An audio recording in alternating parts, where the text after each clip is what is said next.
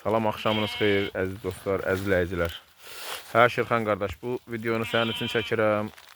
Bu videonu inşallah paylaş. Bizim belə bir 45 dənə təmiz tatarlar, boz qoyunlarımız var, satdıq. İnşallah kimə lazım olsa buyurub əlaqə saxlasın səninlə.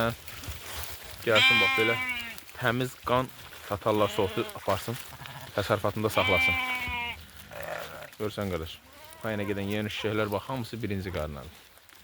Bax, bu da birinci qarnadır. Bax, onlar hamısı birinci qarna şişəklərdir. Balalar da gördüğünüz kimi elə içindəkilərdir. Hamısı da yəni balalar 3-4 dənə körpəsi var. Yerdə qalan hamısı balaları iridir.